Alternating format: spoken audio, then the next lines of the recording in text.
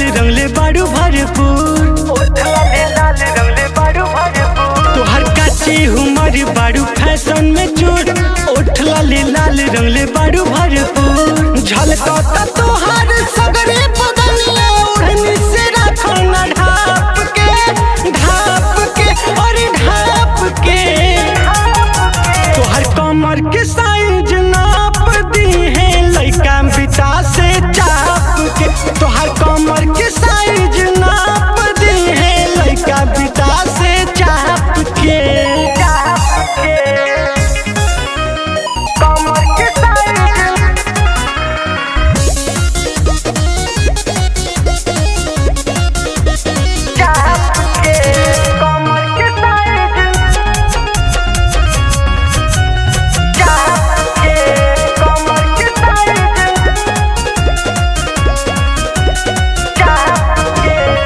देखी कि तोहर चढ़ल जवानी भइल बा सगरो हाला हो।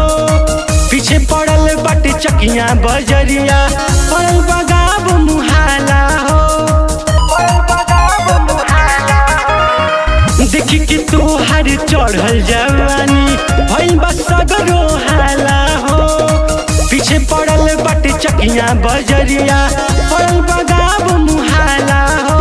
अरे रह संभल के खा जाए धोखा, बचो तू अपने आप के अरे आप के।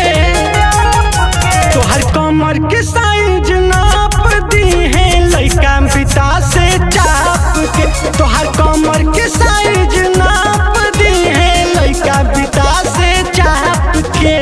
कमर के साइज नाप दी है, कमर के साइज नाप दी है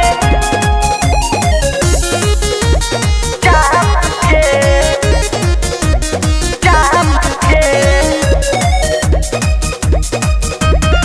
चक्कर में तोहरे अरुण विजेंदर भइल बाहर दीवाना हो।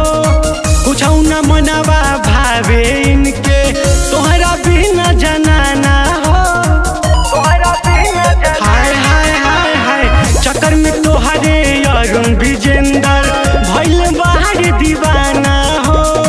कुछ न मनवा भावे इनके तोहरा बिना जनाना हो। और फेरा में हरदम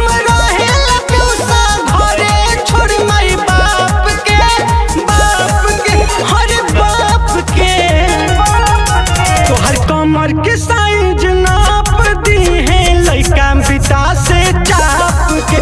तोहर कमर के साइज नाप दी है लइका बिता से चाप के। काची हुमर बाड़ू फैशन में चूर, ओठ लाले लाल रंगले बाड़ू भरपूर, झलकता तोहर सगरे बदनिया। ओढ़नी से रखना ढाप के और ढाप के। तोहर कमर के